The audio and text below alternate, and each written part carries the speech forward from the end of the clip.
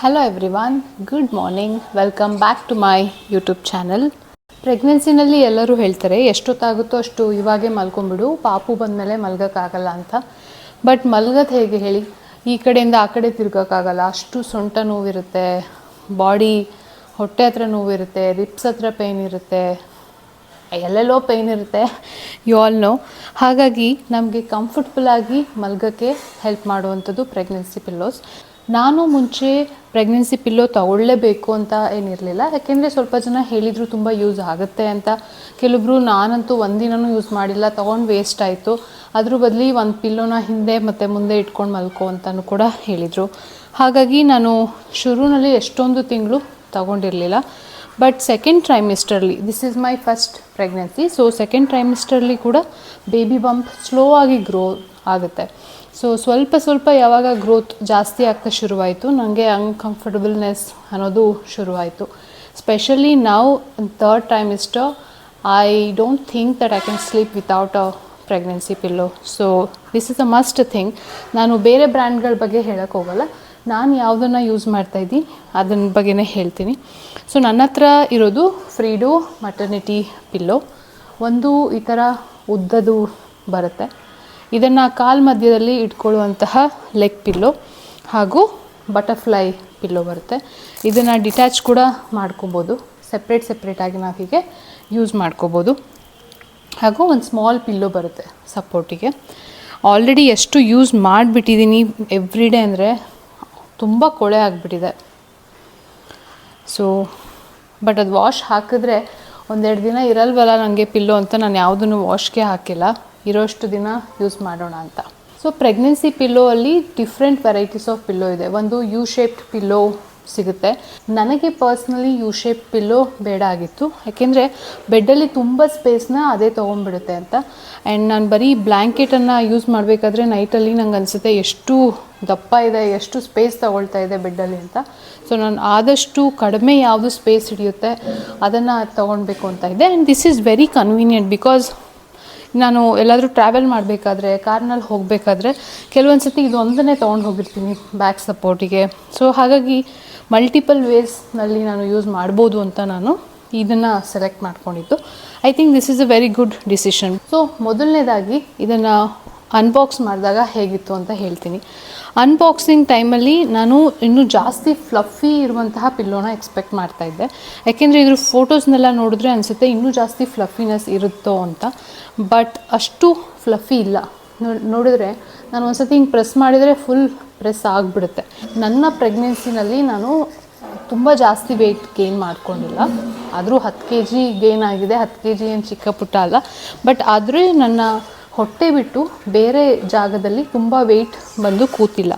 ನೋಡಿ, ನಾನು ಇಲ್ಲಿ ಲಾಸ್ಟ್ನಲ್ಲಿ ಹಾಕ್ತಾಯಿದ್ದೀನಿ, ಬಟ್ ಈಗ ಲಾಸ್ಟ್ನಲ್ಲಿ ಹಾಕಿದರೂ ಕೂಡ ನನಗೆ ಇಷ್ಟು ಸ್ಪೇಸ್ ಸಿಗ್ತಾ ಇದೆ. ಸೊ ನಾನು ಕ್ರಾಸ್ನಲ್ಲಿ ಮಲಗಿದಾಗ ನನ್ನ ಬಾಡಿ ಇಲ್ಲಿಂದ ಇಲ್ಲಿವರೆಗೂ ಬರಲ್ಲ to support my back and front. ಹಾಗಾಗಿ ನಾನು ಇದನ್ನು ಒಂದು ಸ್ವಲ್ಪ ಹಿಂಗೆ ಫೋಲ್ಡ್ ಮಾಡಿಕೊಂಡು ಯೂಸ್ ಮಾಡಬೇಕಾಯ್ತು. ಯಾವಾಗ ಸೆಕೆಂಡ್ ಟ್ರೈಮಿಸ್ಟರ್ಲಿ ನೋಡಿ, ಈ ಥರ ಸ್ವಲ್ಪ ಹೀಗೆ ಫೋಲ್ಡ್ ಮಾಡಿಕೊಂಡು ಯೂಸ್ ಮಾಡ್ಕೊಳ್ಬೇಕಾಯ್ತು. ಈಗ ನನ್ನ ಬಾಡಿ ಏನಾಗುತ್ತೆ, ಈ ಜಾಗದಲ್ಲಿ ಕೂತ್ಕೊಳ್ಳುತ್ತೆ. ಸೊ ಅದೊಂದು ನನಗೆ ಸೆಕೆಂಡ್ ಟ್ರೈಮಿಸ್ಟರ್ಲಿ ಅನಿಸುತ್ತೋ ಏನಪ್ಪ ಇದು ಇನ್ನೊಂದು ಸ್ವಲ್ಪ ಜಾಸ್ತಿ, ಈ ಸರ್ಫೇಸ್ ಏರಿಯಾ ಏನಿದೆ ಇದು ಇನ್ನೊಂದು ಸ್ವಲ್ಪ ಜಾಸ್ತಿ ಬೇಕಿತ್ತು, ಜಸ್ಟ್ ಸರಿ ಕಂಫರ್ಟಬಲೇ ಆಗ್ತಾಯಿಲ್ಲ ಅಂತ ಅನ್ನಿಸ್ತಾಯಿತ್ತು. ಬಟ್ ಈಗ ನಾವು I mean third trimester 9th month. So ನನ್ನ ಬೆಲ್ಲಿ ಎಲ್ಲ ದೊಡ್ಡದಾಗಿದೆ. ಹಾಗಾಗಿ ಇದು ಯಾವ ಸೈಜ್ನಲ್ಲಿದೆ, ಈ ಸೈಜ್ ನನಗೆ ಕಂಫರ್ಟಬಲ್ ಅಂತ ಅನಿಸುತ್ತೆ. ಹಾಗೆ ಈ ಸ್ಮಾಲ್ ಪಿಲ್ಲೋ ಏನಿದೆ ಇದು ಕೂಡ ವೆರಿ ಸಪೋರ್ಟಿವ್. ಇದನ್ನು ಹೊಟ್ಟೆ ಮುಂದೆನಾದರೂ ಇಟ್ಕೊಳ್ಬೋದು ಅಥವಾ ಬ್ಯಾಕಿಗಾದರೂ ಇಟ್ಕೊಬೋದು. ನಾನು ಜನರಲಿ ಬ್ಯಾಕ್ನಲ್ಲಿ ಇಡೋದು ಪ್ರಿಫರ್ ಮಾಡ್ತೀನಿ. ಹಾಗೆ ಇದು ಲಾಂಗ್ ಲೆಗ್ ಪಿಲ್ಲೋ ಏನಿದೆ, this is a life saver. Actually second ಟ್ರೈಮಿಸ್ಟ್ರಲ್ಲಿ ನಾನು ಹೇಳಿದ್ನಲ್ಲ, ನಾನು ಅದನ್ನು ಜಾಸ್ತಿ ಯೂಸ್ ಮಾಡ್ತಾ ಇರಲಿಲ್ಲ. ಇದಂತೂ ತೊಗೊಂಡಾಗಿಂದ ತುಂಬಾ ಚೆನ್ನಾಗಿ ಯೂಸ್ ಮಾಡಿದ್ದೀನಿ. ಲೆಗ್ಗಲ್ಲಿ ನಾನು ಮುಂಚೆ ಮಾಮೂಲಿ ನಮ್ಮ ಪಿಲ್ಲೋಗಳನ್ನು ಯೂಸ್ ಮಾಡಿದಾಗ ಒಂದು ಸ್ವಲ್ಪ ಹೊತ್ತು ಅಷ್ಟೇ ಇರುತ್ತೆ ಬಾಡಿನಲ್ಲಿ, ಆಮೇಲೆ ಜಾರ್ಕೊಂಡು ಹೋಗುತ್ತೆ. ಹಾಗಾಗಿ ಇದು ಏನಿದೆ ಕರೆಕ್ಟಾಗಿ ಲಾಕಾಗಿ ಕೂತ್ಕೊಳ್ಳುತ್ತೆ. So this is a must pillow. ನಿಮಗೆ ಬೇಕಾದರೆ ಈ ಪಿಲ್ಲೋನ ಅದಕ್ಕೆ ಕೂಡ ಹಾಕ್ಕೊಂಡು ಹೀಗೆ ಕೂಡ ಯೂಸ್ ಮಾಡ್ಕೋಬೋದು. ಇದನ್ನು ಹಗ್ ಮಾಡಿಕೊಂಡು ಸ್ಲೀಪ್ ಮಾಡ್ಬೋದು. So this is also comfortable, but I prefer butterfly pillow ಒಂದು ಸತಿ, ಹಾಗೂ ಇದನ್ನು ಸಪ್ರೇಟಾಗಿ ಲೆಗ್ಗಲ್ಲಿ ಯೂಸ್ ಮಾಡ್ಕೊಳ್ಳೋದು ಅಂತ. And one more pillow I am using regularly, that is a back support pillow. ಇದು ಕೂಡ ಫ್ರೀಡೋದೆ ನೋಡಿ, ಈ ಥರ ಕಾಣುತ್ತೆ. ಇದು ವೆರಿ ಲೈಟ್ ವೆಯ್ಟ್ ಕೂಡ ಹಾಗೂ ತುಂಬ ಕಂಫರ್ಟಬಲ್ ಆಗಿದೆ. ನಿಜವಾಗ್ಲೂ ಹೇಳ್ತೀನಿ, ಇದನ್ನು ಕೂಡ ನಾನು 3rd ಟ್ರೈಮಿಸ್ಟರ್ ಬರೋವರೆಗೂ ಕೂಡ ನನಗೇನು ಯೂಸ್ ಇದೆ ಅಂತ ಅನಿಸ್ತಾ ಇರಲಿಲ್ಲ. ಏನೋ ಹಿಂದೆ ಒಂದು 2-3 ಪಿಲ್ಲೋನ ಹೀಗೆ ಇಟ್ಕೊಂಡು ಕೂತ್ರೆ ಸಾಕು, ಸುಮ್ಮನೆ ಇದನ್ನೇನಕ್ಕೆ ತೊಗೊಳ್ಳೋದು ಅಂತ ಅನಿಸ್ತಾ ಇತ್ತು. ಬಟ್ ನನ್ನ ಬೆಡ್ಡಲ್ಲಿ ನೀವು ನೋಡ್ಬೋದು, ಮಧ್ಯದಲ್ಲಿ ಸ್ವಲ್ಪ ಸ್ಪೇಸ್ ಇದೆ. ಸೊ ಆ ಸ್ಪೇಸ್ ಇರೋದಕ್ಕೆ ನಾನು 2 ಅಲ್ಲ 3 ಅಲ್ಲ 4 ಪಿಲ್ಲೋ ಇಟ್ಕೊಂಡ್ರೂ ಕೂಡ ಕಂಫರ್ಟಬಲ್ ಅಂತ ಅನಿಸ್ತಾ ಇರಲಿಲ್ಲ. ಹಾಗೂ 2-3 ಪಿಲ್ಲೋ ಇಟ್ಕೊಂಡ್ರೆ ಏನಾಗುತ್ತೆ, ಅದು ಅನ್ಇವನ್ ಆಗಿರುತ್ತೆ. ನಮಗೆ ಈ ಥರ ಸ್ಟ್ರೇಟ್ ಸ್ಟ್ರಕ್ಚರ್ ಏನಿದೆ ಅದು ಸಿಗಲ್ಲ.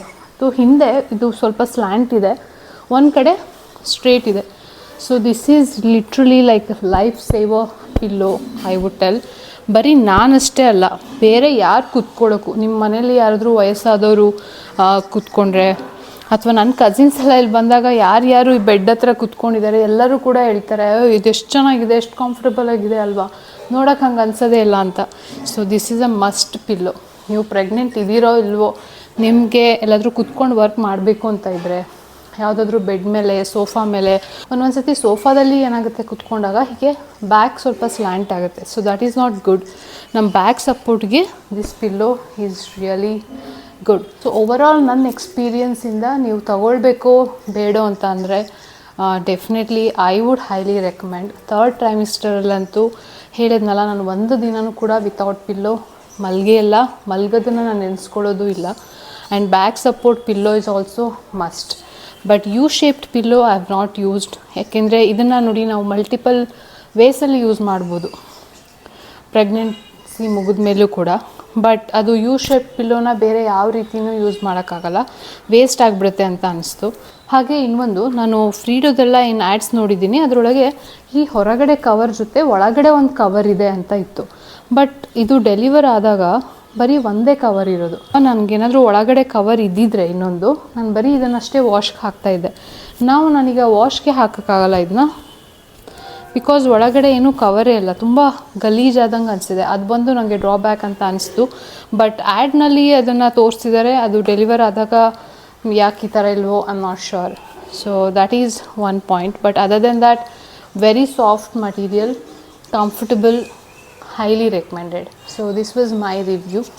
ನಾನು ಮಾತಾಡಬೇಕಾದ್ರೆ ಈಗ ಫುಲ್ ಬ್ರೆತ್ಲೆಸ್ನೆಸ್ ಅಂತ ಅನಿಸ್ತಾ ಇದೆ. ಯಾಕೆಂದರೆ ಎಸ್ಟರ್ಡೇ ಫುಲ್ ನೈಟ್ ನಾನು ಮಲಗೇ ಇಲ್ಲ. ಮಳೆ ಕೂಡ ತುಂಬ, ಈಗ ಇವತ್ತು ಎನರ್ಜಿನೇ ಇಲ್ಲ ಏನು ಮಾಡೋಕ್ಕೂ ಕೂಡ, ವೆರಿ ಟಯರ್ಡ್.